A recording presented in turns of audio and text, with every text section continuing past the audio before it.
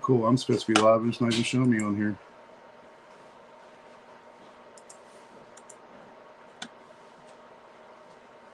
Just a few minutes, guys. Give me just a few minutes. We're doing some technical stuff right now. Give me just a second. We'll get this straightened out. In the meantime, enjoy this nice, beautiful video that we have.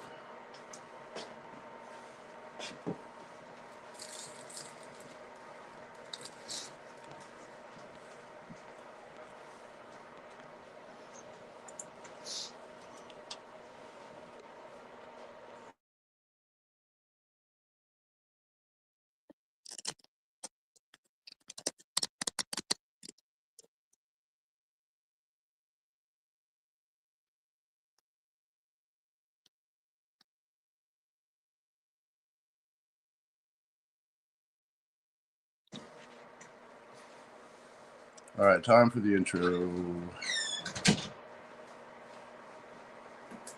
I like the fire. Thank you, thank you. Hold on 1 second. I love fires.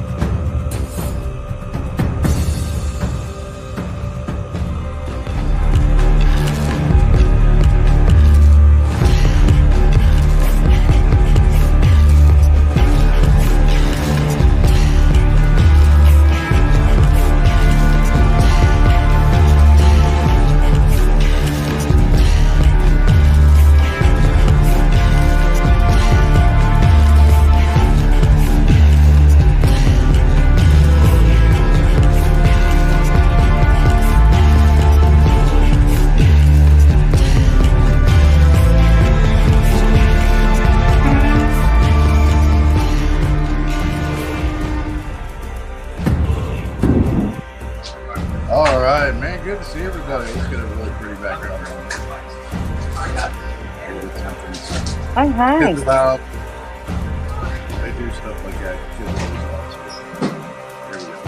We're gonna put this background. Of course, this is one of the same pictures that I used also. So let me clean this camera, guys. Sorry, we just got back. It's snowing like a motherfucker here, so we have to go get some supplies.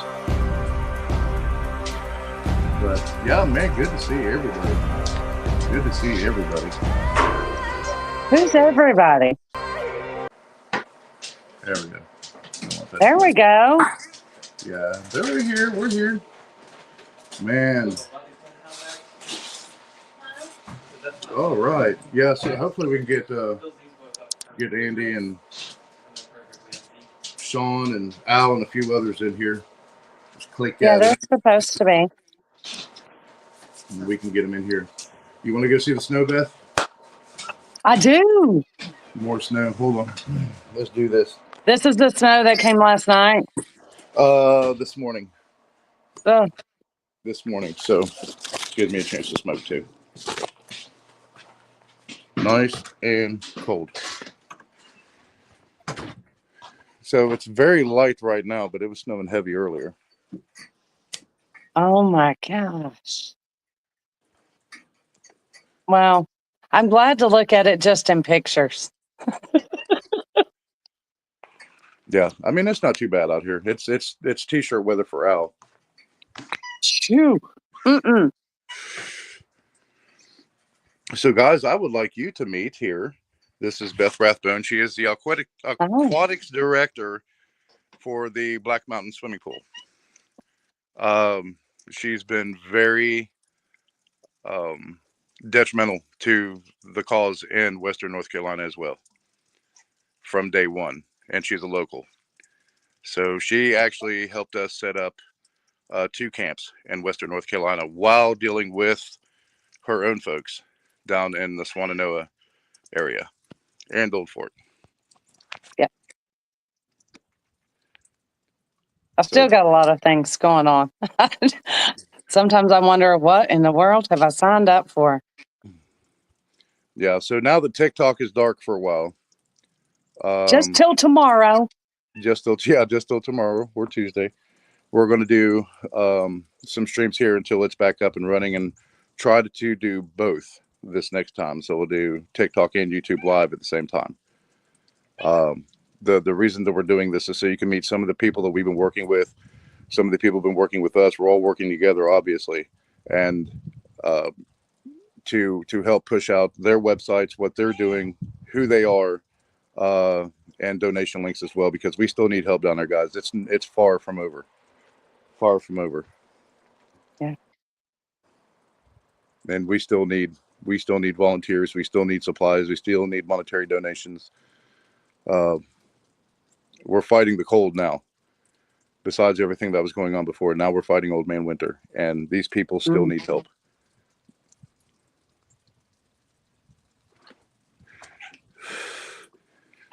So yeah, and the needs are changing all the time. Some are remaining the same, but a lot are changing. Yeah. Mm-hmm. Yeah. And now for the, I won't say food shortages, but it's still needed. Yeah, food is back to being a pretty prevalent thing with fresh produce, meat. Propane heaters, blankets, coats. Yep. Base layers, even though we've gotten a lot of those. I got on the Amazon wish list. Oh shit! I just saw that. Yeah, lanterns, batteries for flashlights, things like that when their power potentially goes out. Kerosene jugs, gas jugs, so we can get those filled up. We're working with the Jolly Green Giant and a few other individuals who have made some contacts that are allowing us to be able to get these resources filled. But it's like Friday. I went to 2 stores in town just to pick up kerosene. There was 3, only 3. And, all of Black Mountain. And I didn't drive to Swannanoa, but we don't have a whole lot of resources there to be able to get any. But, 3 5-gallon jugs is not going to help, communities where there's thousands of people who have those needs. So, those jugs are still prevalent. And I mean, I had 55-gallon jugs of kerosene, but I only have 2 5-gallon jugs to fill that into. So that's not going to go very far. Yeah, 0-degree sleeping bags as well. Yeah. Are still needed. Some type of moisture barrier. Because unfortunately, the truth is there's still people that are living in tents. And it's a sad fact, but it's a reality. Tents, their cars. Yep, which is why Beth and Justin and their team are building the tiny homes down at Swannanoa. If you want to talk about that a little bit, Beth. Well, they're 12 by 16, climate controlled, meaning they have insulation in them. And with those, we do provide a generator in the unlikely event that the power does go out, but they are electrically wired. They have can lights on the inside. We've got a lady by the name of Geneva who is making curtains for the doors. She's making curtains for the windows to make them feel a little bit more like home. We put cots in them. We've got a mini fridge. We've got microwaves, blankets that we put in them, toilet paper, paper towels, cooking utensils, like a little mini element stove to be able to cook on, a buddy heater, plug-in heaters, all of these things, and some of these individuals, they have above and beyond list, more than what we put just as the base. And we try to outsource and get those things for them. But we do try to stack them up with a ton of things. So that way, that at least gives them a start and can help them in the unlikely event that we lose power, which we've lost power a couple of times already. And now they're anticipating this week for us to have cold weather again. And anybody who cannot actually send anything to us down this way, if you want to get onto mentallyheal.org, then you can read all about us, what we've got going on, see some of our pictures, and donate that way. You can, we're on Facebook. Anybody can look myself up as well on Facebook. And I just started doing Instagram a whole lot. Usually social media is not my biggest forte, only because I have a hard time staying still and being in any one place for a long period of time. So taking the time to figure all that stuff out has been a bit of a challenge with this, but I've realized making sure that we're transparent in what we're doing and where all the donations are going is vital. I would want to know, where my money was going if I was giving it out. So and that's why how I met Niels actually is through TikTok, and found him. And then, we've been working together and it's been amazing. We've been able to, sometimes I go to him, sometimes he comes to me, and then sometimes we're going elsewhere and working on different projects and coordinating together. Yeah, it's been a wild ride. It's been a wild ride. And we've been everywhere. Literally, we have been everywhere in Western North Carolina. And we have to keep that momentum up. And that's, guys, share this out, because we're trying to keep up awareness. And I know there's a lot of stuff going on right now in the U.S. and overseas and stuff. But it is very, very important. It's imperative that we get this information out so these people can still get aid. And it's basically the volunteers on the ground are providing all of this. Everybody who's been there since day one, the first week, that are still pushing out firewood and tiny homes and propane and food and clothing and shelters. And we need to get this word out and keep this message going before people forget. And that's what started to happen, is the donations started to slow down. Volunteers left in droves, and it's just us, and we're still trying to get help down there. Now, also in the description is a link to the National Mental Health Alliance and to Elladale Whitetail. Sean and them aren't here yet, and that has a link to their donation link too, right on the webpage when it pops up too. So, and then of course our donation sites through PayPal and Venmo. So. I included someone else. Well, of course, Beth. There's bios on each of these organizations. Some of the people we're working with. Jolly Green Giant Tyler Green with Agape Ministries is down there as well, doing great things, many great things. Him and Beth worked together the other day at it was the Black Mountain Swimming Pool. Was it? It was. Yeah. Yes. Handing out 3 trailers full of propane and heaters. Yeah, and that's not including what I took out of the pool. Because I have 2 locker rooms on either side, and they had a ton of stuff. So we pulled a bunch of stuff out of there as well. It was amazing. So, guys, these efforts are still going on. And hey, Potato, good to see you. So these efforts are still ongoing, and they're trying to find more resources for free propane refills, so we can keep it constant and keep it going. And Tyler has been amazing on that. Justin, I know where he's building the tiny homes, he still needs donations of insulation or monetary donations for R19 and R30. And if anybody's an electrician and wants to donate their time as well, he needs an electrician down there, because the volunteers building these houses are rotating in and out, so they're not there constantly. They have to go home to their families as well, and then a new team will come in, and it's been like that constantly from the beginning. So there is a lapse sometimes, and we don't want these shelters to slow down, these tiny homes, so we can get them out to people. And Beth, how many have you all kicked out so far? How many have you sent out? We're in the upper 50s to 60s now, and what we're seeing now is more people are coming out of the woodworks because the FEMA vouchers have run out. So, and the way I can compare it is people say, well, how in the world did you not know they were running out? Well, it's kind of like if you have a kid, you blink and they're grown, and you don't even realize how much time has passed. And it's the same thing with FEMA vouchers.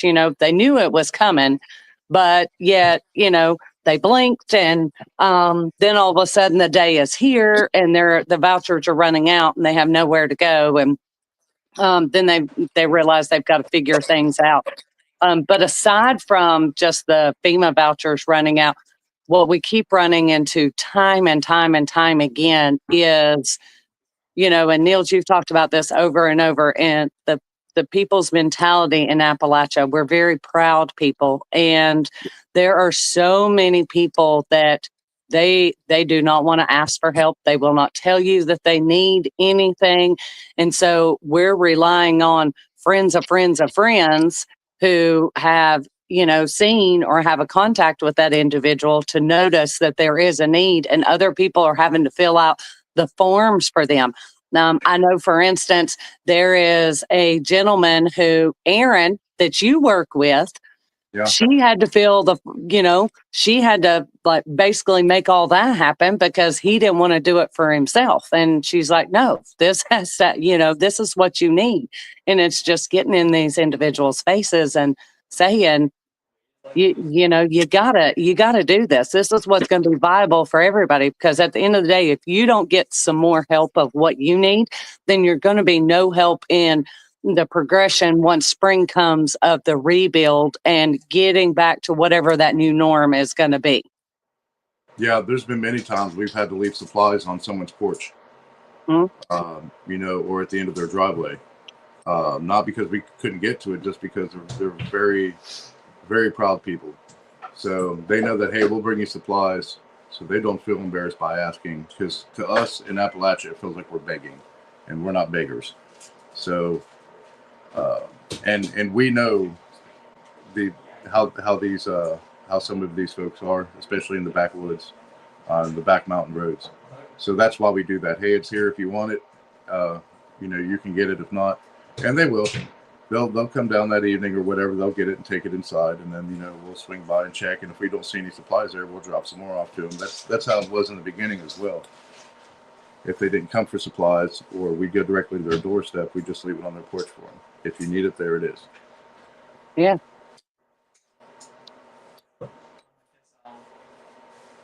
So that, and I think that's where a big influx is coming with the structures as well. But I can also tell you then the other thing is, when the storm hit, and running the pool, I had drained it. Oh my gosh, I had probably drained it a couple of feet. And then, that was I'm going to go ahead and enlarge you. Go ahead and tell them why that pool was so important. Well, with the Black Mountain pool, like I said, I probably drained it 2 feet, because where the pool sits, there is a building that sits right behind it. And if I hadn't drained it, then all of the water would have basically flown or overflowed into that building and then flooded it. And it's right beside what they call a lake. It's really a pond, but they call it Lake Tomahawk. Well, after the storm had hit, the pool was the only viable water anywhere around. And even though we didn't have power, it was the one place that I could manually doctor it.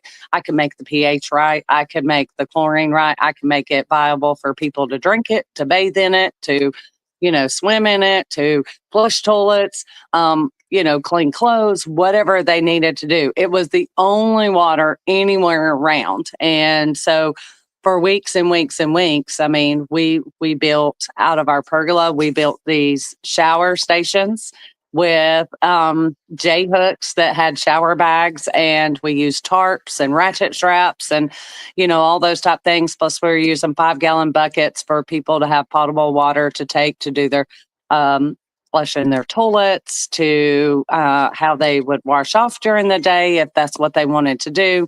Some of them used it for drinking water. We had some people that would come and just swim in the pool. It was all kinds of crazy things that we were utilizing that pool for. And it was viable because everybody was in a panic. Nobody had access to anything. They didn't have access to water. They didn't have access to power. There were a lot of places people still couldn't get out. There were trees down everywhere. But as we're finding, even then, I was like, oh, nothing happened to my pool. I was one of the only aspects of Parks and Rec who didn't have anything happen. The baseball fields were flooded. The soccer fields were messed up. Our tennis courts were all ruined. And, at the time it was like, oh, my pool is great. It's going to be fine.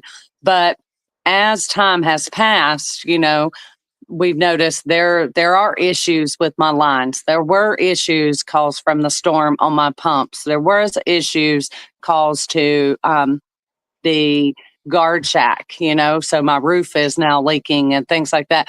So as time has passed, that's what we're also finding, even all over Western North Carolina. Some of these people may have thought, oh, I only have a little bit of water here or there, but then they've gotten back into their houses and we've had water and we've had snow. And then they're like, oh, wait, I got a roof leak here. I've got this going there. This pipe busted here. This pipe busted there. So a lot of things are still popping up after, when you didn't think anything was wrong before. So we're seeing a lot of that. I remember they were using some of the baseball fields, football fields for helicopter landing zones at the beginning, like any open space that they could find to drop supplies to people. Food, water, just anything that anybody needed from the beginning. Mostly clothing, food, and water, I remember. There was so much clothes. So much clothes. But, oh, yes. Yeah, I mean, guys, Black Mountain, this want to know area. This is just one area, one town, small town of many in the area that's been affected as well. Mm-hmm. And there's still a lot of work that needs to be done. It's kind of weird too, because it's like every other town wasn't hit, or the outskirts of this town. It was just wild to see. You go through Marshall, devastated. Downtown Marshall, devastated. Hot Springs, devastated. You drive through Weaverville, untouched. You go down along the river, and it's just absolutely decimated again. And driving from Weaverville to Asheville, and it's like, okay, there's a couple of trees down. It doesn't look that bad until you top the hill and down by UNC Asheville, and then you see along the river, along the French Broad, and everything is destroyed. Everything is destroyed. Yeah. So it's crazy now when I drive, even here when I drive to work, and this is what really hit me back home. And seeing all the businesses and all the communities along the river towns, and I thought, man, if that happened here with the Ohio River, and they've had flooding before, but not a debris flow like Western North Carolina had, that would just be absolutely devastating to the state. Mm. And this happened, guys, in Western North Carolina. This happened to 15 counties in the West that were affected. 7 major hits. 7 counties were majorly hit, and these people still need help. Yeah, there's still debris. Even aside from the physical needs, there's the mental aspect of it, because I know for some individuals, especially the elderly, it's very depressing for them.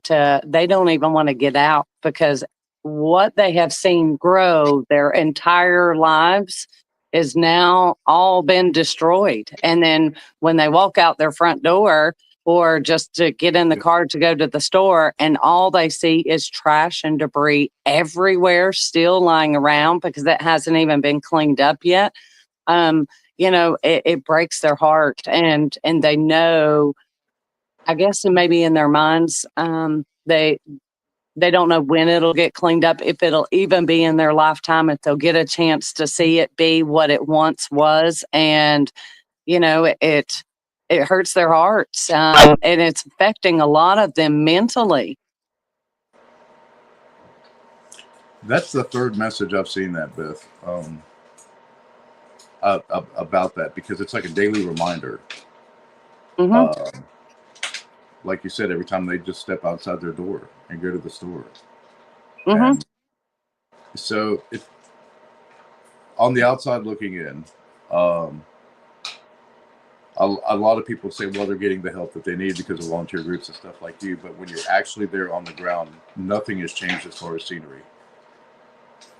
No, honestly, even, you know, again, I can compare it to like the child, watching your child grow up. And it's like every single day your child may grow a tiny little bit, but you don't really see it. Somebody else maybe from the outside can come in and maybe a month later see a big drastic thing, a change. But those of us that are here that live in it every single day, we don't see that. You know, I know that the bearded operator was on 70 yesterday cleaning up debris piles and taking down. But there's still big piles there. You know, it still looks absolutely terrible. Yeah, You know? he had that house and 2 mobile homes. Yeah. To demo. I mean, just Yep. unlivable conditions now. And then a semi trailer they had to move out with 2 flat tires, so that was fun. Yeah, and it's funny because when he was panning through the area that he was working at, you could see a house down the road that you knew was next for demo. Yeah, like everything in that valley was just destroyed. Mm-hmm. And I mean, we're talking almost 280,000 acres, just almost annihilated, and in a lot of areas just annihilated, wiped off the map. You've got the creek bed for the Swananoa River, and this is not to scale, so don't quote me, but you know, what was once maybe, you know, a 10-foot wide section is now 100 feet wide. Yeah. You know, to river. Yeah, and I mean that, you know, that changed everything for everybody. Anybody who owned land on those rivers, who maybe had a house, they may have once had 2 acres, 3 acres, but by the time that Mother Nature came through and did what she did, well, now you're down to, you might own 1 acre. Yeah. Not to mention the mudslides and then the rest of the roads that were destroyed. So yep. And we learned this the hard way when we got there. We kind of anticipated it, but did not expect it to be that bad. So number one, you can't trust GPS at all. So we had local maps. And number 2, the quickest way to anywhere is not the quickest way. So there was a lot of side roads and back roads and stuff we had to go around, and many of those, even half the roads were destroyed. It's still that way down there. We're what, 100-something days in now, and it's it's still like that in many places down there. We on the 27th will be 4 months out from the hurricane. Wow. 4 months. So we're talking not this coming Monday, but the Monday after will be 4 months exactly. Wow, it's just crazy. I've seen a lot of people say TikTok's back up. I know, they are blown.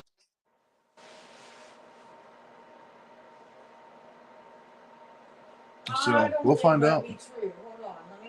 Angie's the messages are showing up, but it's still saying something went wrong. So I don't know.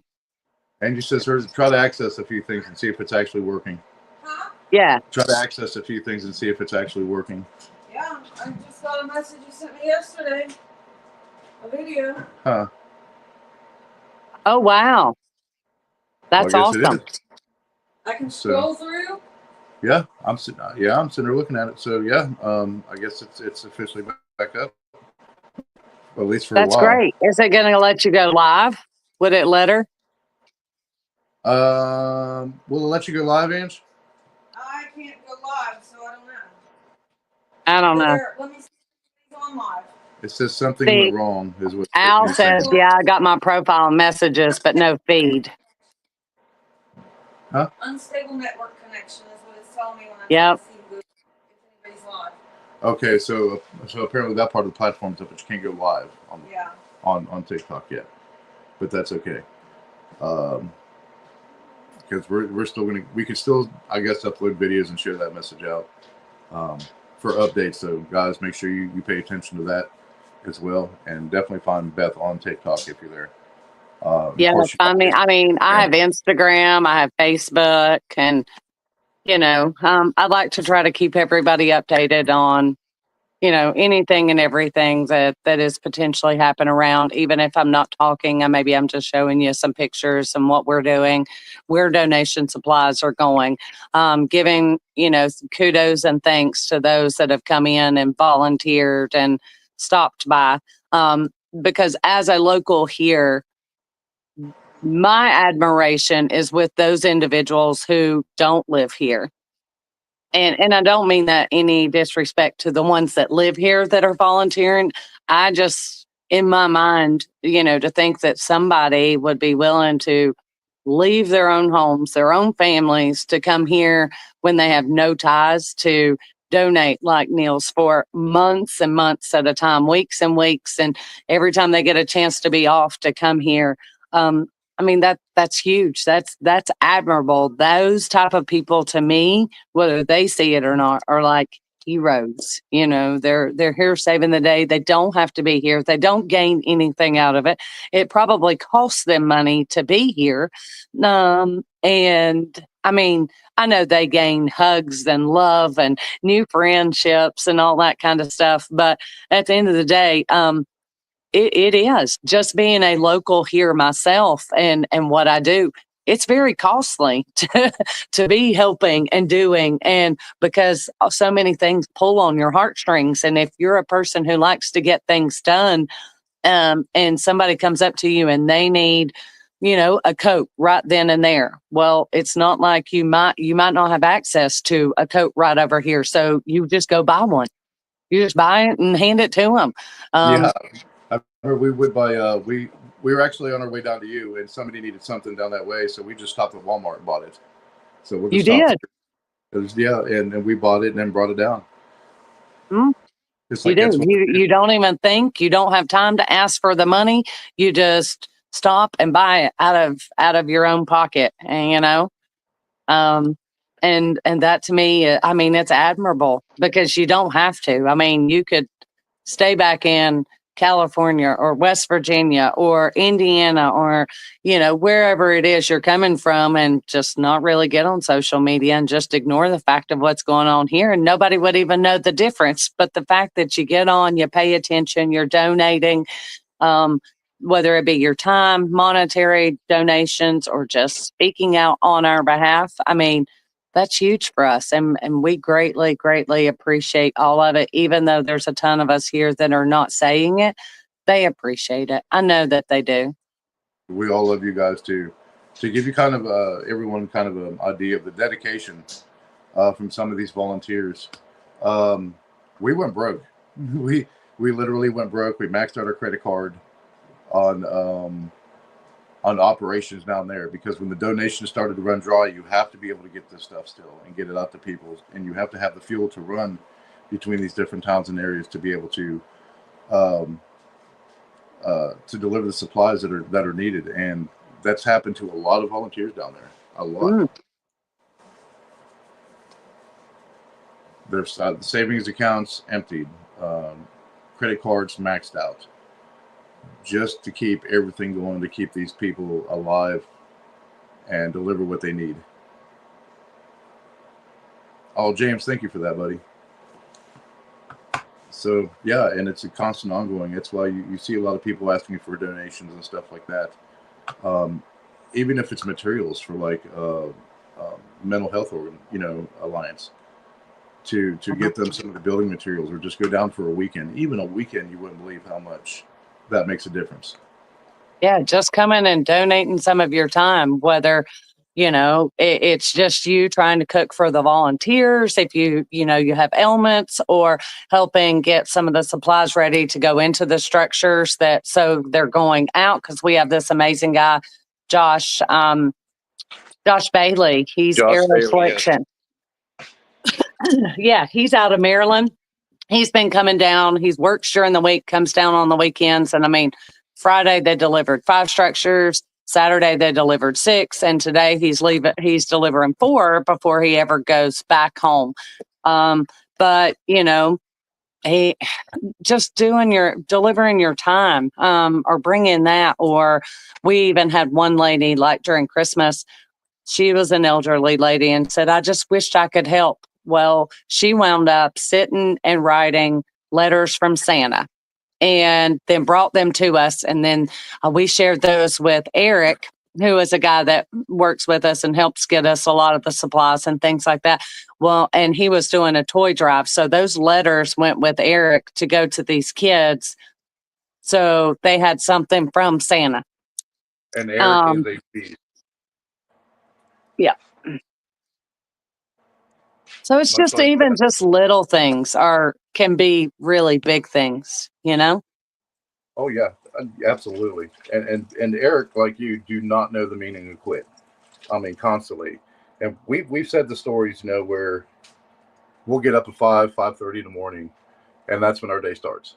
Mm-hmm. And you'll get phone calls and messages and stuff from different folks. Hey, we need these supplies or whatever, and just keep going until 11:30 at night, every single day. Yeah, and then your phone's still blowing up before you can even go to bed. And Tiff, the answer to your question about the tents, there are. Have I seen them directly? No. Right now, I do know of a few that we have given hot tents to, and those are bougie tents. Don't get me wrong, but they're still just a tent. And actually, the background picture that's on here is what I took from when we were down in Swannanoa when we were headed back out. Yeah. So, yeah, and there's one hot tent, a few others, a couple little campers and stuff like that. That's down there on just down the road on Old Highway 70, right before the school, or right past the school. And there's because of the weather. I mean, it's few and far between to actually still find people in tents. Just because the weather here is not viable for anybody to be in a tent right now. It's just not. And I think most of the people, if they didn't have anywhere else to go, they found a family or a friend or a buddy, or somebody has taken them in temporarily, at least to get them out of that. I think there's so many people that are fighting for that we've got people to just drive around looking for people in tents to tell them, hey, get out of there, come with me, I'll put you up in a hotel, something, until we figure out something else. So they're few and far between. Do they exist? Maybe. But I know there are a lot of churches in the area too, especially Banner Up and stuff like that. They're just not broadcasting the information because they don't have the resources to take everybody in, or they don't have the room. But the churches have been working together too to try to get people out of the cold, out of the tents for at least a little while, and try to find them better placements. And that's where Beth comes in with the tiny homes, her and Justin. Yeah, we're working on them. Danny, he says he once heard, I don't care what you know, I need to know that you care. And that's the thing. I've never proclaimed to know anything and everything. I am very resourceful, and I do know a whole lot. But what I think that we are all really good at doing is communicating together and relying. Some of it, we have strengths and we all have weaknesses, and we work really well with each other to whatever my weakness potentially is, everybody's got my back on that. And then they utilize the strengths that I have. But it's never a question of, do we care? Because we wouldn't still be doing this. And when we tell you there's drama associated with being in the positions we're in, oh, absolutely.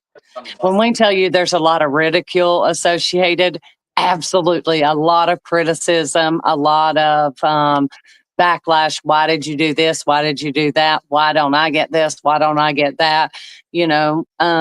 But there's more positives than there are negatives. And we're not here for clout. We're not here for the money. Even though I'm a local, I didn't really get devastated with the storm. And I'm not building a business brand name with what I'm doing. I mean, I'm a swim coach. anybody who's ever coached anything in their entire lives, yeah, that's the poor man's job. Because why? Because you spend more money than you make. There's no money in coaching, and I'm a volunteer summer league swim coach. High school, yeah, I get paid, but you're talking $1,000 for 4 months, 4 to 5 days a week. So you do the math on that, and you can see you're not really getting paid. You're volunteering. It does cost them a lot of money to be in the positions that we're in. If you don't have anything in it, and you have to have the heart to be able to do it, and you have to have the thick skin to be able to take on the mental aspect of it when everybody's breathing down your neck, and everybody wants you everywhere all the time, and everybody's wanting all these resources. And sometimes you just can't get what you've promised to get, or you're hearing no, or you've got obstacles come up, and it's just like, oh, are you kidding me? And you question what you're doing and why you're doing it. It happened to me when I went to Elk Park, and I was driving my husband's truck, and I got a late start because the girl was supposed to meet me 8 o'clock that morning to do some exchanging. Well, I wound up killing time until I met her at 12. It took an hour to get the things unloaded. And then I had 30 minutes, loaded up everything, the propane, the heaters, hot hands, warm clothes, go to Elk Park. And then it took me 2 hours to get there. And in the 30 minutes that I was there unloading, it snowed like 2 to 3 inches. Now, I don't do snow. I don't drive in snow. I was in my husband's truck. He did not know I was going up there. So I knew I was going to be in big trouble then. And then there's only 2 ways in because of all of the stuff from the hurricane. So I attempt. Was that when the truck jackknife? Yes. Okay. Yes. And I attempt to leave.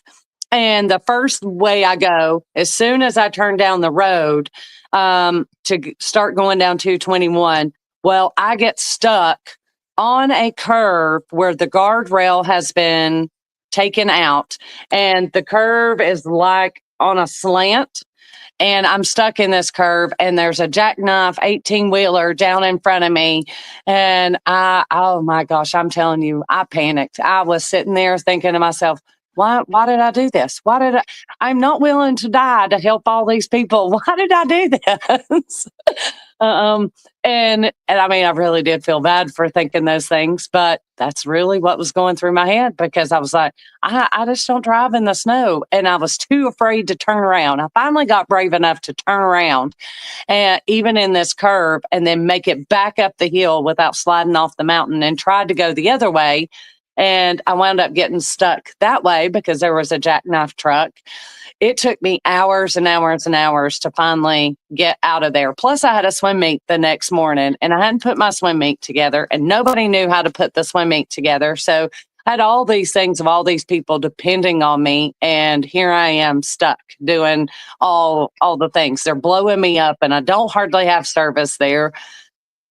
So yeah, that was one of those moments I was questioning, what in the world am I doing? Why am I doing this? But then the very next day I went to do my swim meet, and then I went back to the volunteering. Yeah, because I remember I was like, where's Beth? And then I remember you texting me, hey, there's a wreck on the side of this mountain, a truck jackknife, everybody's in the ditch, we can't turn around. Mm. I was like, oh my goodness. I know, I was panicking, I'm telling you. And then, of course, Justin and Katie were like, well, where are you? We'll come get. I'm like, you can't get me. If I can't get out, you can't get in. Are you kidding me? And they were like, no, we can get to you. And I was like, no, you can't. No. This does not work like it works elsewhere. She was like, well, drop me a pin. I said, I don't even know how to do that. What are you talking about right now?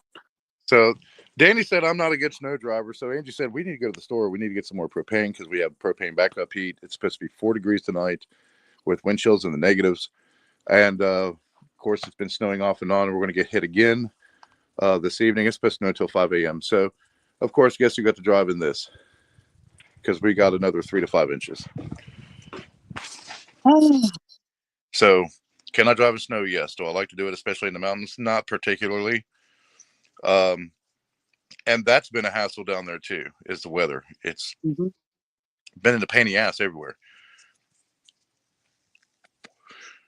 So, and the terrain in Western North Carolina is much like it is anywhere else in Appalachia. So even if it's brown and it's bare down in the hollers and in the river valleys, the mountaintops are coated in snow.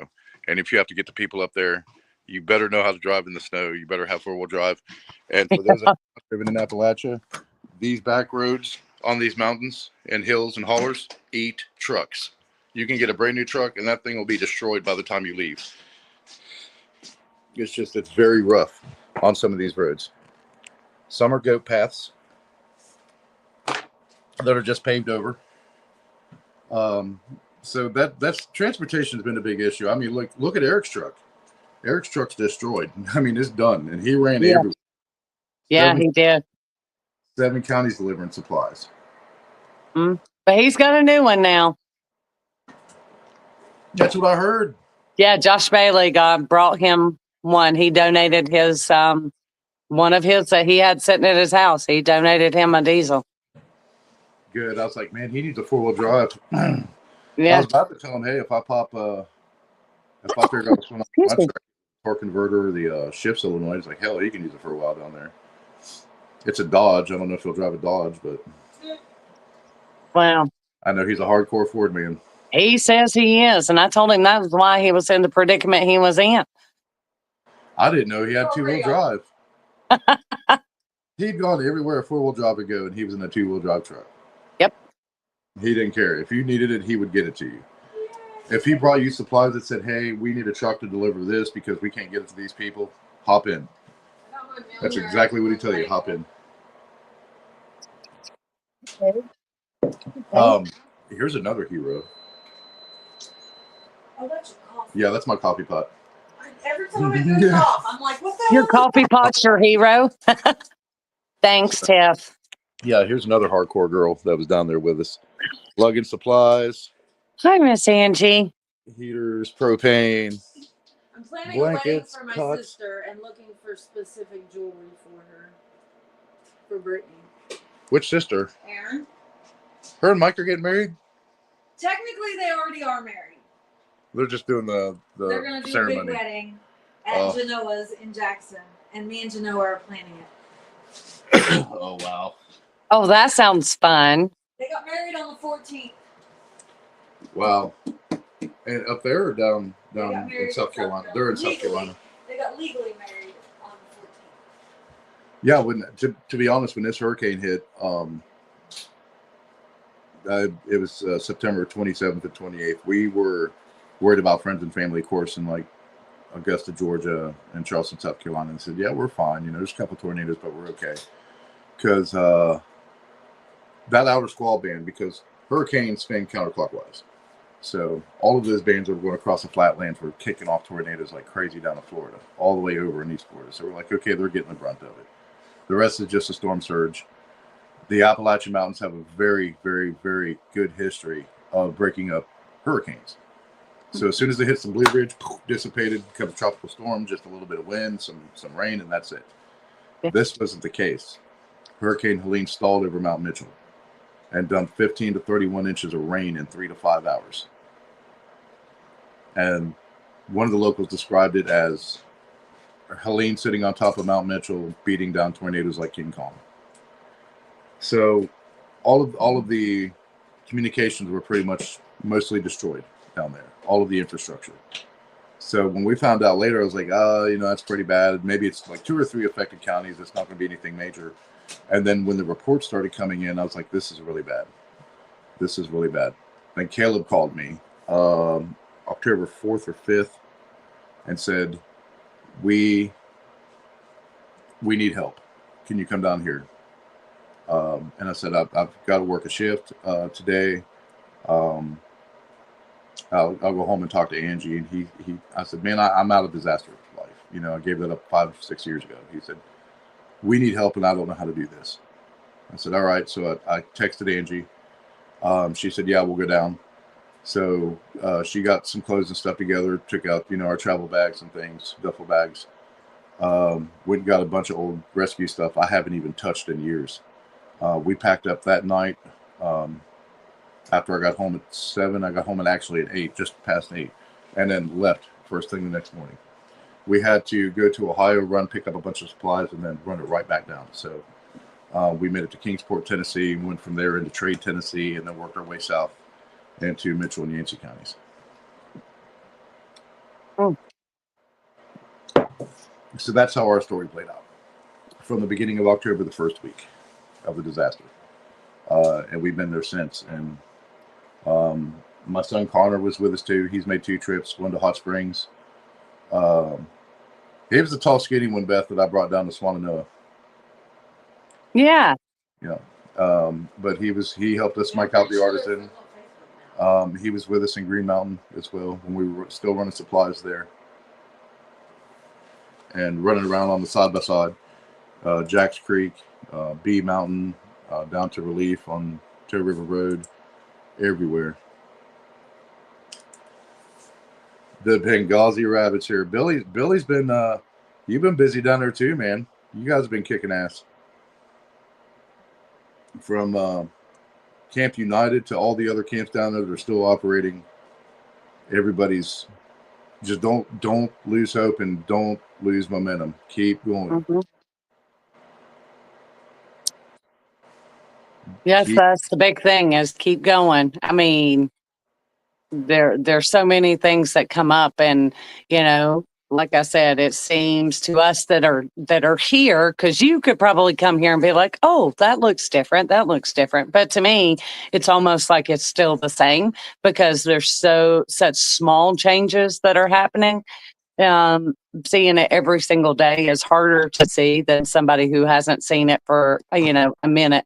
And I think that's the big thing, and working with the community and working with everybody, trying to keep their hope alive that it is going to get better. It's just going to take time. It's going to take time. It's going to take more resources. More people stepping in. And then, of course, we had the California fires, and we did have quite a few people who pulled out to go to the California fires. Yeah, I know Florida man left and went over there. He was in the room trying to help evacuate people. When people asked us, said, hey, you going to LA? We said, absolutely not. We're dedicated to Western North Carolina. We know they're going to get resources and help in LA. We know that for a fact, and we've seen it already. My heart bleeds for those folks, but there's still a lot of work to do in Western North Carolina. Southern California can get cold, but not as cold as the Appalachian Mountains this time of year. So that's our priority focus. If we weren't in Western North Carolina, we probably would be in LA. And yeah, Billy, you're right. You're absolutely right, man. And that's what worries me the most, is all the volunteers, not all the volunteers, but some of the volunteers have pulled out, the donations that were slowing down, just the general help that started to slow down. And we're dealing with the resources that we have now and still communicating. And if we give up, everything fails. Everything fails. So we can't let that happen. We can't. And just keep moving forward, keep pushing harder. Exactly. And I agree with Tiff. I mean, she's saying the government isn't helping. I guess I kind of compare that to when my kids were growing up. Our 2 youngest ones were a boy and a girl, and there was only 2 years difference between them. While they were still our kids, they were different. And so each one got different things. And so it never failed. One would be, well, why did they get this? Well, why didn't I get that? Well, why didn't I get what they got? Well, why can't I do what they're doing? And it's just, you're different, and it is what it is. And at the end of the day, California is different than North Carolina. Why one gets one help over the other, I don't know. But rather than for us to sit and dwell and things like that on it, we just keep working with the individuals who are working with us, which is who's been working with us since, most of them from the very beginning, to get done what needs to be done. Because if we're taking away from the things that need to get done, if we sit here and just dwell or contemplate or try to figure out what the loophole or the rabbit hole is going to be to get the government to get in here and do what the same things and be equal in what they're doing elsewhere. Just don't have that kind of time. Yeah. I do know that the Army Corps of Engineers is doing grid mapping right now. They will be back in soon. It's stupid, but even government agencies have to get hazmat permits, environmental permits, and things. So, which they're securing right now. We anticipate they'll be in by March 1st. We're hoping they'll be in next month. That's a lot of equipment to move, and one of the biggest obstacles in this disaster is, yeah, there's plenty of places that still need debris removal along the river, but these are small roads, and heavy equipment destroys asphalt. So, and a lot of these are narrow roads, they're sharp curves, so you can't exactly just drag the heavy equipment on a trailer down to the river and drop it off and start working. It doesn't work that way. We found that out the hard way in Hot Springs. Trying to get a container out of the river off an island that belongs to one of the locals. Literally went 3 miles down the road from it was sitting at a camp, and it's 3 miles down the road. We went as far as asking Flight for Life to airlift it out. And they had to suspend operations because of the weather until spring. So March is going to be the big month. That's going to be the heavy month when everybody else comes back in. And we're trying to get the businesses back on their feet. And Marshall is going to be our next target. And Swannanoa. Spruce Pine is getting back on their feet. I know Barnesville is getting back on their feet. Mm-hmm. But there's still a lot of smaller towns that are hard hit that nobody's been to. Nobody's been to at all. Like, people have driven through there and that's it. Or they've been there and they've left, which was what happened in Hot Springs. Mm-hmm. They lost all their resources. And literally they were like, we don't know what to do. All of the I-40 traffic being rerouted down 25 through town, and only 5 businesses were open at the time out of 19. 40 to 80% of the employable adults in town are unemployed. So the town is literally hemorrhaging to death. There's 4 volunteer organizations in town right now, including ours. And everybody's working together and busting ass to get these businesses back up. The Hot Springs Resort and Spa, Heath and Will and I think Mac this evening, they're all down there right now helping them rebuild the tub houses that were destroyed. The Welcome Center will be open soon. Big Pillow Brewery is open now. But the Hot Springs Resort and Spa, I think their first booking is Valentine's Day, February 14th. So we're trying to get the town rebuilt and the businesses, anything that brings revenue back into the town and lets people go back to work. We're trying to get that back up by March 1st. Our goal was to get 2 of the businesses up before New Year's, and that happened. One of the anchor businesses, Iron Horse Station, it's a restaurant and hotel, tried to get them back up. They needed utilities restored on the other side. One of the floors collapsed, punched a hole through the foundation, 8-foot wide hole, which went to the basement of City Hall and the police station. So that kind of set everything back. So we have to fix that foundation, tear the floor out, restore the utilities. They have another volunteer group coming in, I believe next week, that's going to come and tear the rest of that floor out, backfill it and everything else, and get the utilities restored. So, all right. So yeah, there's it's like getting some of the skilled labor is a problem, but not a problem. It's just where to send them where they're needed most. So it's slowly getting back on its feet. Hot Springs is, and they're an Appalachian Trail town too. Literally, the Appalachian Trail runs right through town. So these businesses depend on those hikers, on people traveling through the back roads to Marshall or to Asheville, especially right now since Interstate 40 had its issue. Wright Brothers Construction was contracted $10 million to rebuild I-40 in the Gorge and Pigeon Gorge. They had another major mudslide right before Christmas, which set it back. So it probably won't be fixed till next September or maybe midsummer. And it's so all of that traffic is still being rerouted down 25. Semis aren't supposed to go through there, but they still do. And it's hard to catch every single semi that does. And you have to remember that some of these bridges were damaged as well. So driving that heavy equipment across some of these bridges. One of them, it's only a matter of time before one of them winds up in the river. That's I mean, literally that's 7 to 10 times the amount of traffic that normally flows through that area.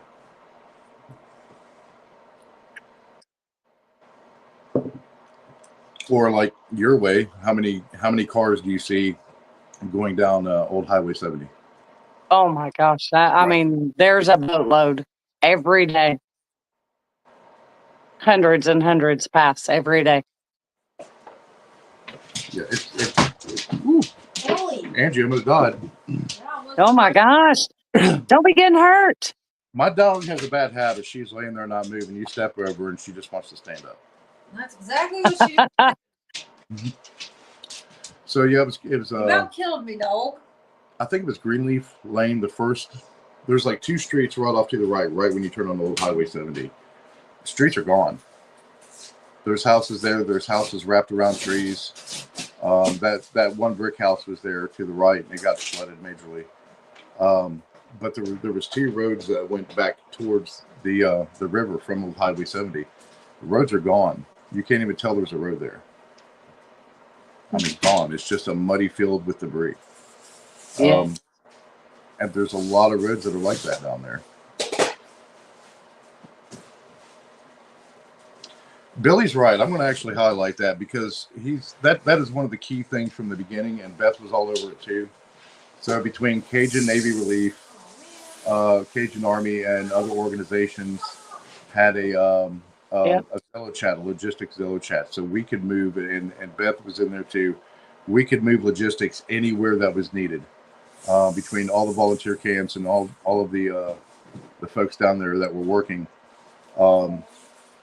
Like I called Beth one day and said, "Hey, I need crowbars on it." She got them. She said, "Hey, we're busy down here. I can't bring them to you." I said, "Cool, we're coming to you. We're coming to Swanano. We'll just pick them up." We went down there, dropped some stuff off, picked some stuff off, picked some stuff up. Sorry. And I thought, I'll just go ahead and call Eric Willis and see how he's doing, man, since I'm down this way, see if he needs anything. And that was that Wednesday when that big windstorm hit.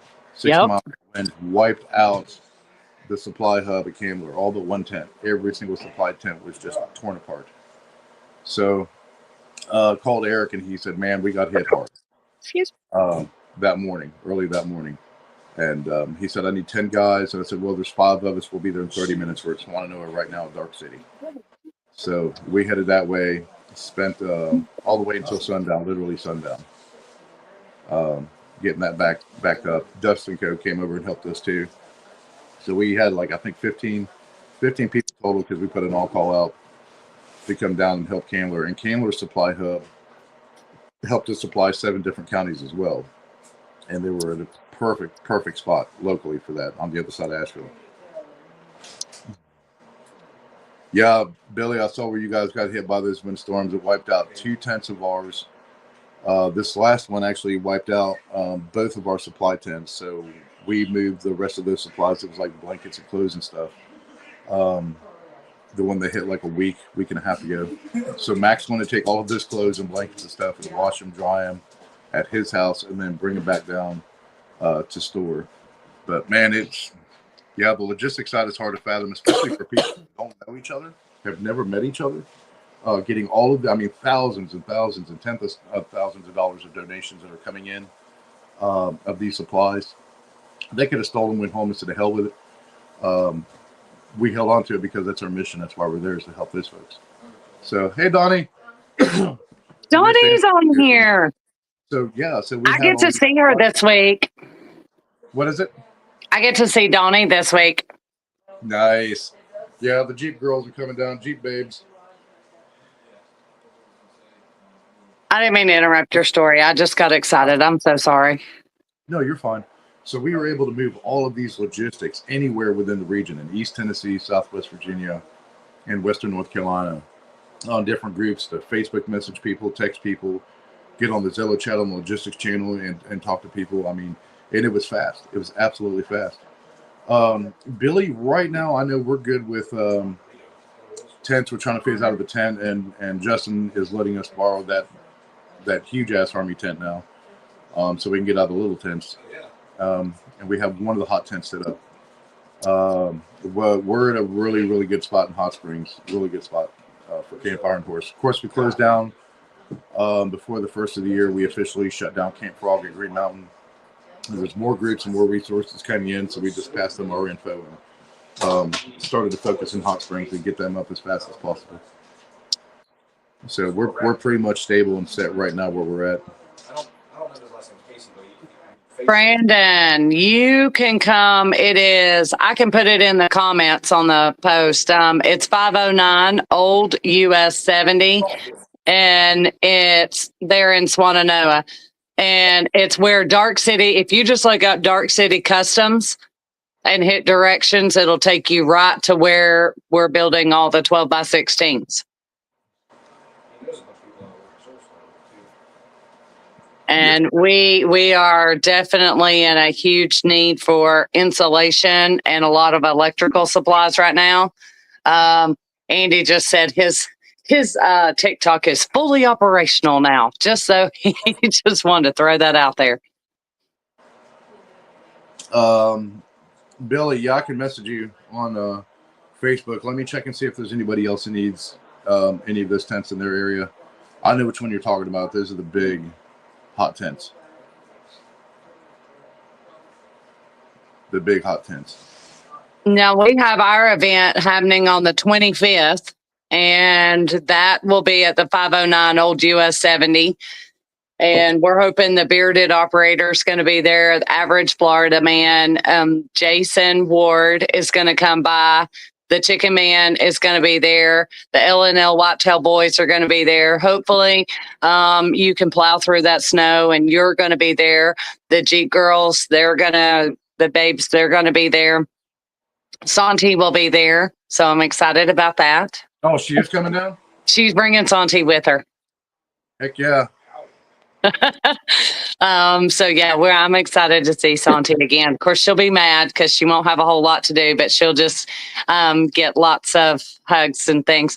Thank you, Miss Lisa. My birthday is actually going to be on Friday, and it's going to be absolutely an insane day. And then turn around Saturday, and we have our last chance swim meet, the last opportunity for my high school kids to be able to qualify for regionals.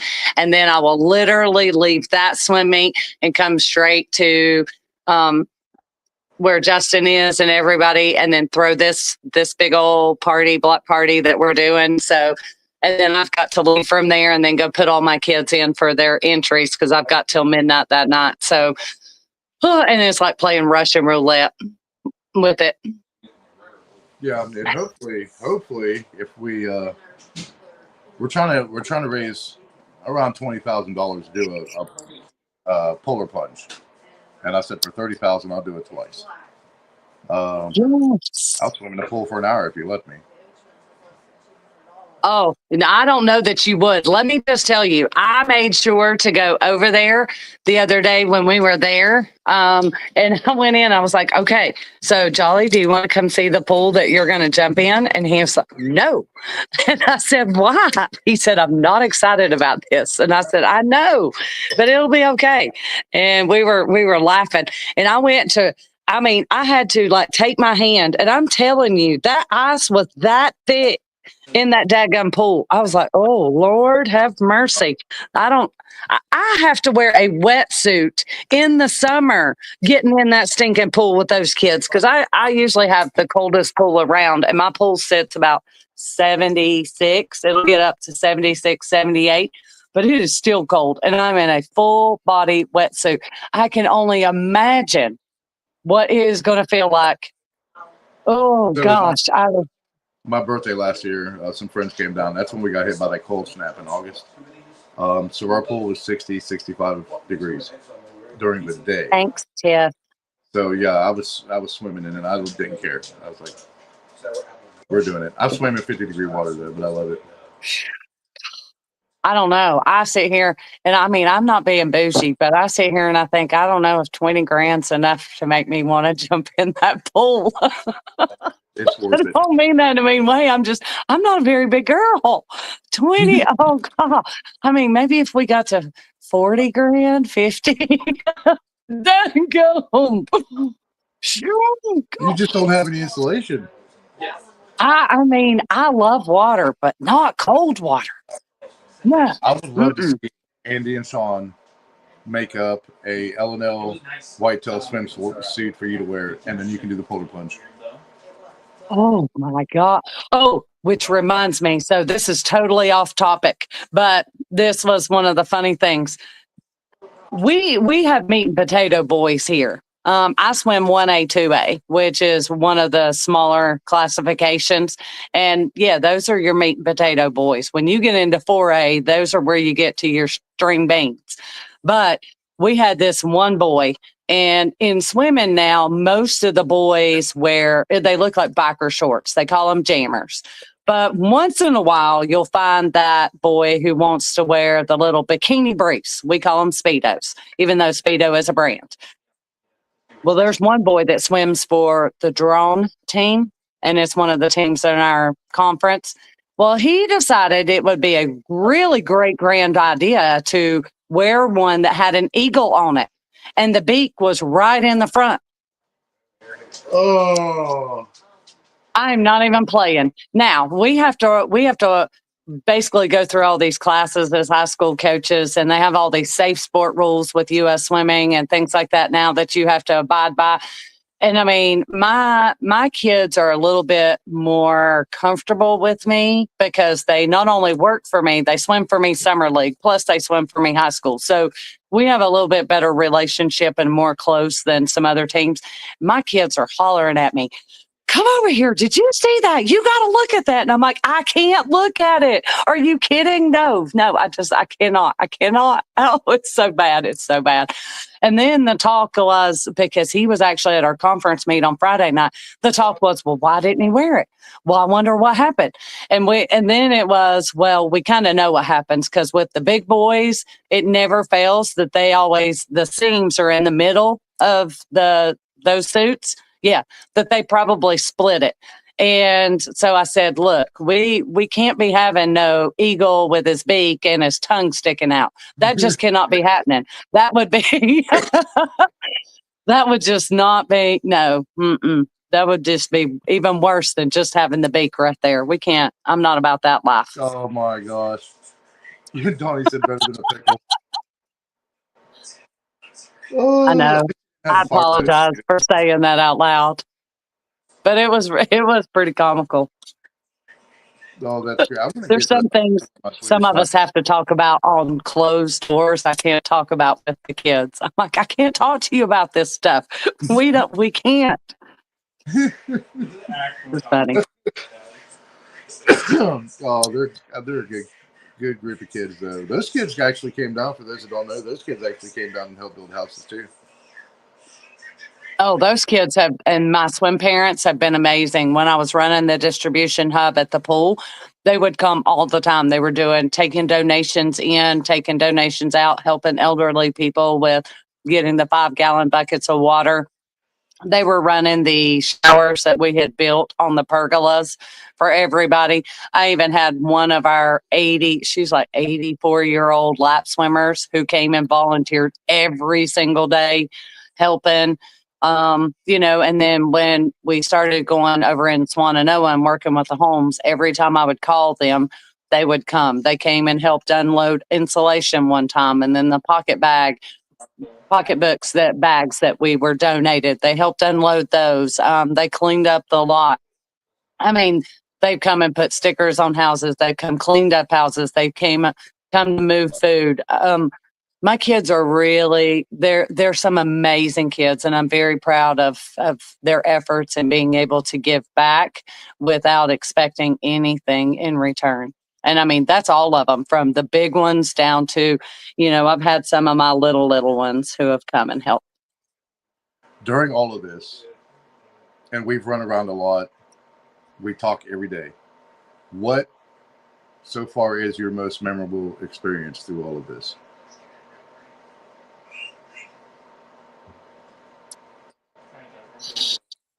I know it's a tough one. This is a PowerPoint. It is, but and especially it's got to be the most beneficial thing that I can say has happened through all this and working with all of my kids, because I went through all of it with them with COVID. COVID made our kids stupid. The younger generation, they became much more dependent on technology and less dependent on instincts. They became more lazy.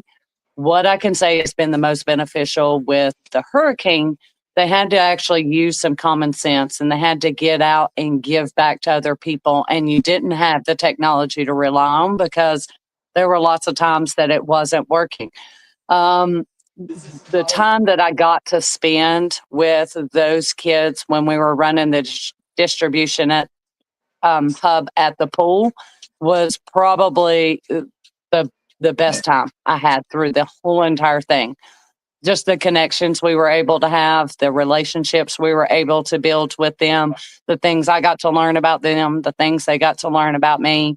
I learned a lot about people's fight, what drives them, what motivates them, and what makes them tick. And for me, that's probably been the best part of all of it all together.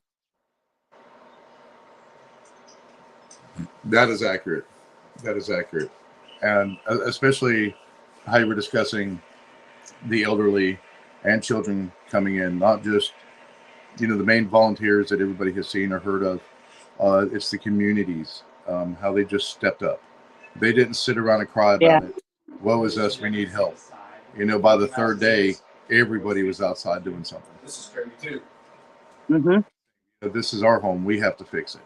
And then the help slowly started to pour in. So by the time the other volunteers got there, you already knew where, the supply stations were. Who needed what supplies where, what family needed the most food and water. And that was impressive. Like, nobody sat on their ass and waited for the help to come. They jumped up and said, this is our community. We're going to take this is what we got to do. Yep. And it was impressive. And like Billy said, with the logistics, people that have never met each other, we've never talked to each other before in our life. And like, you called me, what do you need? And since the end of the first week and in the middle of October, it was like that everywhere. Mm-hmm. Like, hey, we know you're operating. What do you need? Or we could call someone and say, hey, we need this. All right, we'll get it to you that day or the next morning. Absolutely impressive. So like I said, some of the greatest things that I was able to take is the relationships I got to build with the kids and the things that I got to see that they were learning and figuring out about everybody. But on the selfish side for me, all the amazing individuals that I've gotten to meet through this, yourself and Al, who's the bearded operator, and Donnie and Kyle and Heath, and just the amazing selfless people that are in the world that I'm like, it's an understanding of I've got your back, you've got my back, no matter what it is, whether it's here or it's with something else, whatever be the situation from here on out, Yes, we're all together. That's right, for life. And it's funny, it's like I've made more friends in the past 4 months than I have in the past 10 years.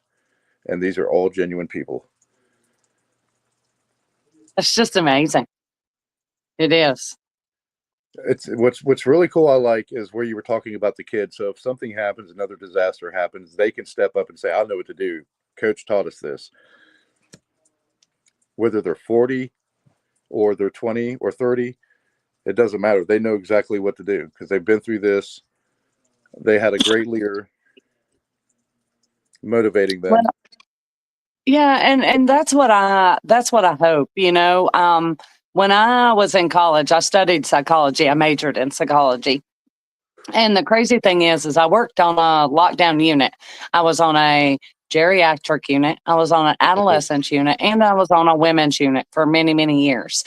And through those doors, I saw several people that I knew personally, and they were athletes that came through the door that went to college on scholarships, things like that. And with anorexia, bulimia, body image issues, now they had drinking issues, all because things had been messed with them mentally that they had, they tried to compensate for. Well, I don't know, fast forward many years later, I become a coach myself, and I said, I will never be that individual. And then last night, I had a phone call from a lady who said, hey, I just want to know what I need to do to get my kid, he's 12, in swimming. Now, he can do yada, yada, yada, and he's this good, and he's that, and he's blah, blah, blah. And I was like, hold up, honey. She said, well, you actually know my husband. You used to swim with him. And I said, oh, she told me who her husband was. And I said, yeah, we swam together. He was a classmate of mine. We're the exact same age. And she was like, oh, he'll help you. Now, here's what I don't do.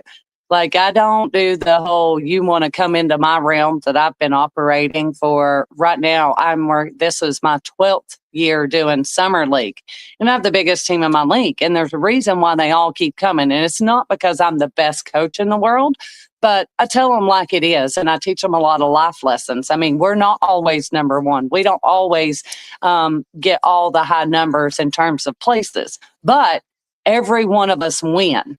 And the difference in what my definition of winning is finishing what you start. And that's what I tried to explain to her last night. I said, let me go ahead and tell you, if you're putting your kid on here because you want them to go to the Olympics, well, first of all, I don't allow my parents to live their lives through their kids. Number one. Number two, if he wants to be an Olympic swimmer, we'll work on that.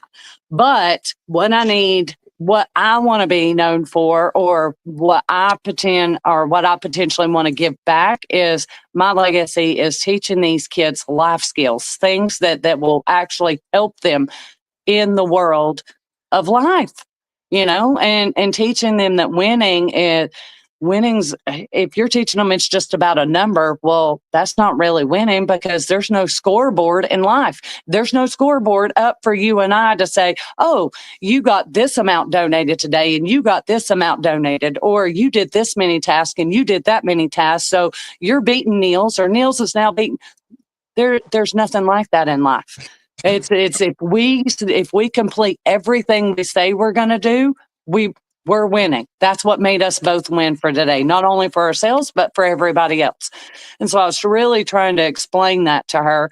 And then she was like, oh, well, I'll just take him and I'll go ahead and get him in, and I'm going to put him in swimming at the Y. And I said, well, you can just wait till April when, we get started up, and it's not going to be that big of a deal. I realize there's a lot of kids that haven't been in swimming, and we're going to do some cardio, and we'll start out with dry land, and then we'll work on the things. And then she just kept saying, well, I need to go ahead and do this for him now. And I could already tell you that is going to be one of my problem people.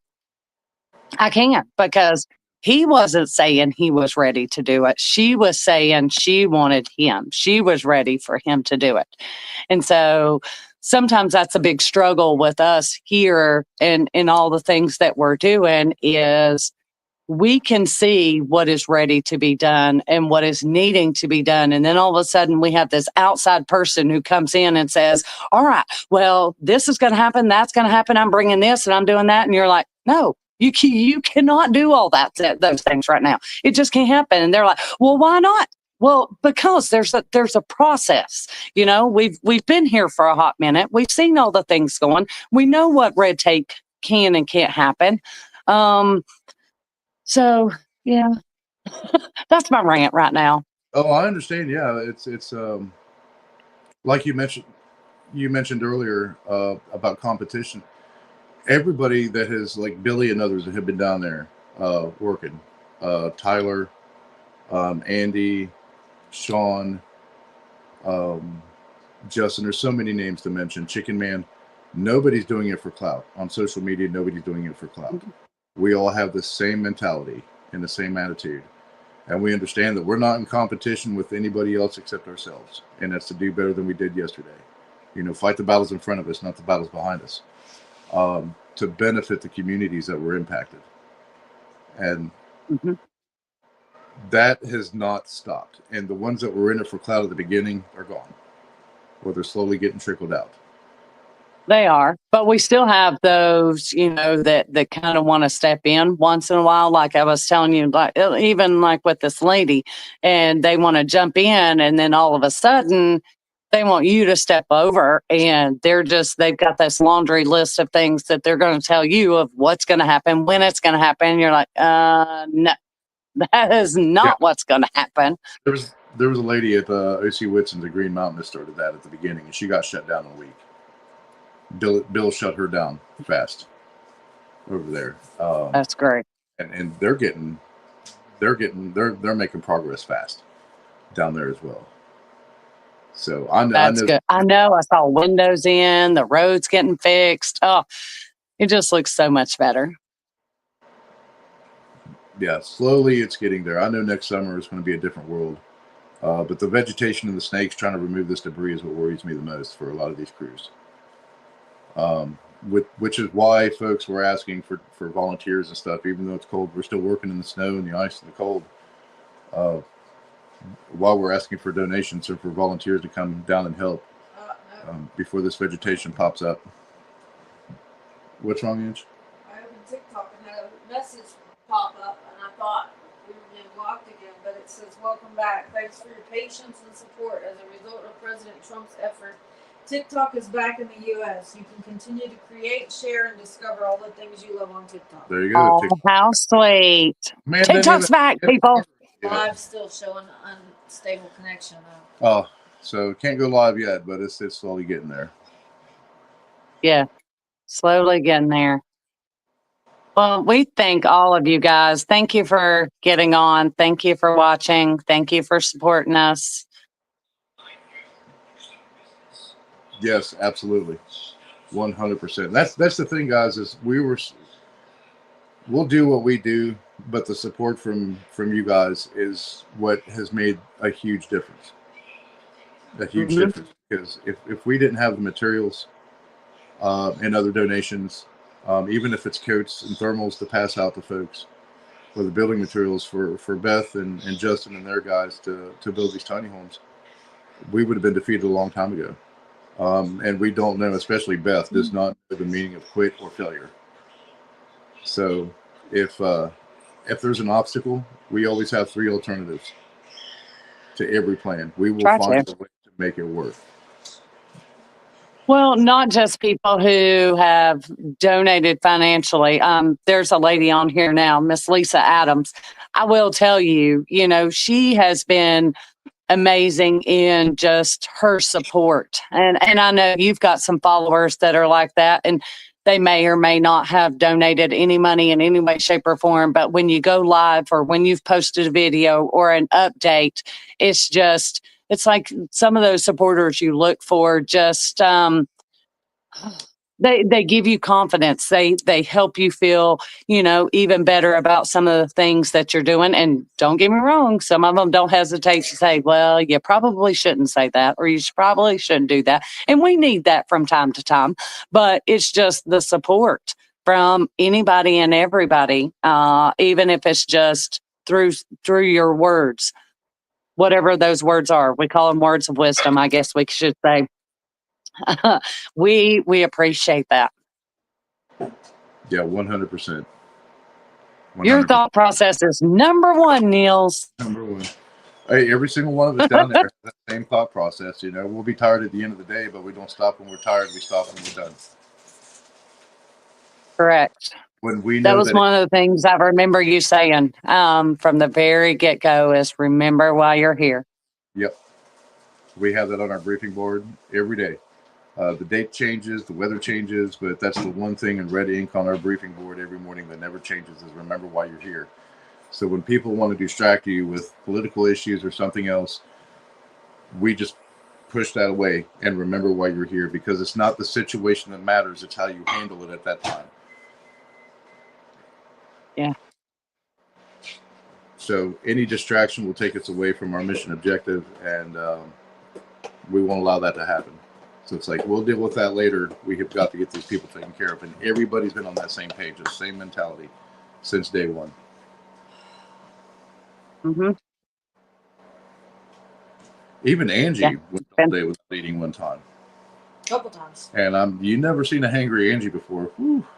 She was more tired than she was hungry, but I guarantee you she scarfed her guts out the next morning. Mm-hmm. me and Heath, we survive off coffee. We're good. Thank you, Tim. Kyle, we get our coffee. We're As good long to as go. I have my Dr. Pepper. And then poor Heath, man, he's been my memory basically the whole time down there. And I remember we were mucking out the artisan. We did the live on TikTok, and he came and shoved a protein bar into my belly. He said, poked me with it and said, "You need to eat." And I looked down. I was like, "Holy shit! It's 4 o'clock." Yeah. We haven't eaten all day, so stopped. Ate a late lunch basically, an early dinner, and then we're right back to work. Oh, I remember what I was going to tell Josh. Yeah, Lisa, you're right. There is no defeating. There is absolutely no defeating. Donnie said, "Go streaking and make." So I did do snow bathing last week. Was going to do another one this afternoon. Of course, TikTok was down now, at least for a while. We didn't know it'd come back up this soon, but I was going to do a live video on that, or a video at least, and post it on YouTube and everywhere else. But I'm not sure about. I know TikTok will hit you for the partial nudity content, and I don't feel like having my page wiped out from that. So I was like, so I kind of struggled with whether or not to do it. I was like,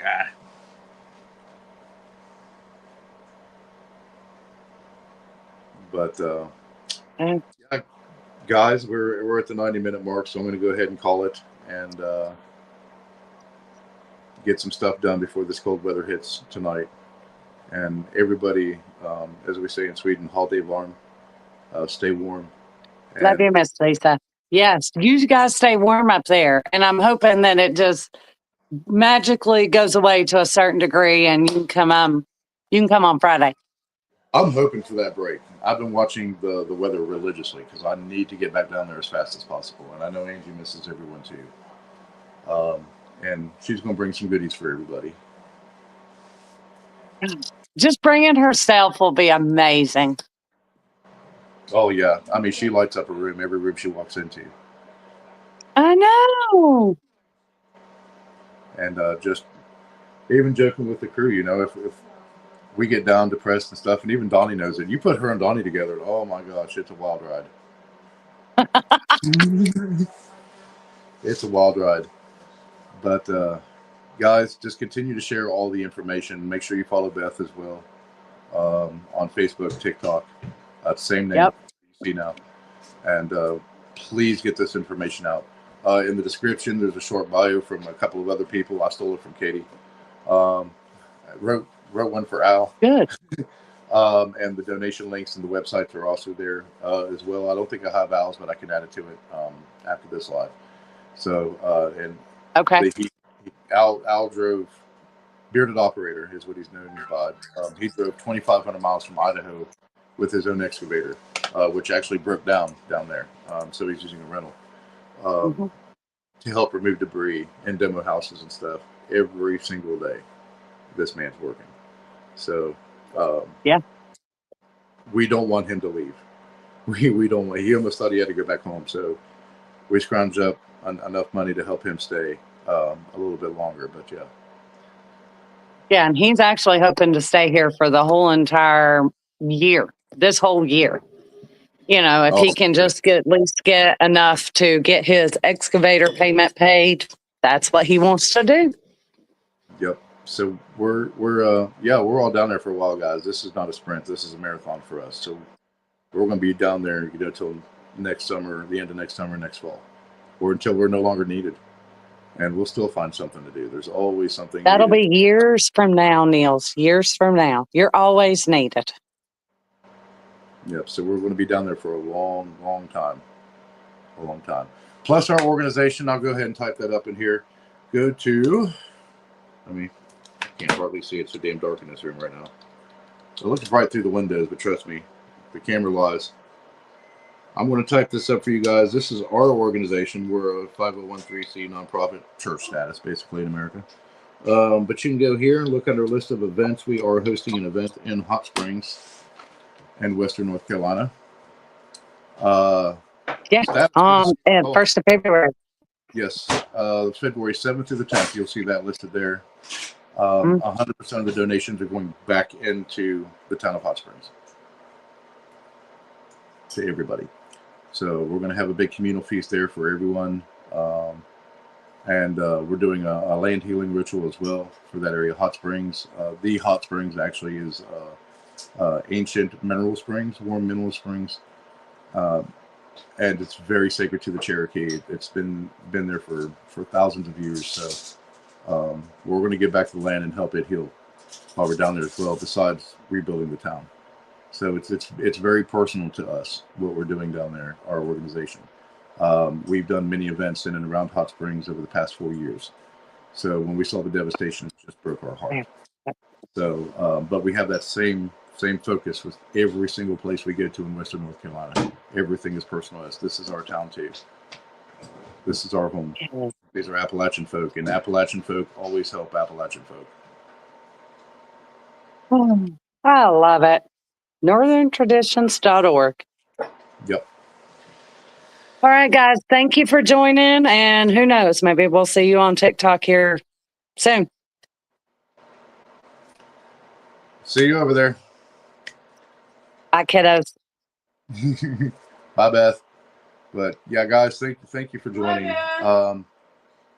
We're going to be on different, of course, we'll be on cross platforms and stuff. So whenever TikTok allows everybody to go live again, Instagram and on here. So I just got to set up the other cameras and hit everything at the same time. But yeah, please check out the description sheet. Please check out those links, the donation links, and those websites for those other organizations. Especially L&L Whitetail has donated over $150,000. I think they were $200,000 last week in just 2.5 months that they have raised donations and donated money to help those folks in Western North Carolina. And help when you can, even if it's to come down for a day or a weekend to volunteer. We appreciate that as well. And just continue to help support everyone that is involved in these efforts. And these are all trustworthy people. I've been working with them since day one, and they're family now. They're family. But we'll do another live closer to the time when we're down there. We may do one on the 25th, which is next Saturday, for that block party that we're having in Swannanoa. Kind of take a break, give back to the community, as far as meeting some of the people that were influential since the beginning. Creators on TikTok and YouTube and wherever else. And also lead 501(c) nonprofit organizations that have been down there since the beginning. So we'll keep you guys updated. And thank you again for joining us. Don't forget to hit that like and subscribe on the way out. And share this information out to everyone that you can. We still need help down there. And I will see you guys on the next one. All day warm. Stay warm. Skål.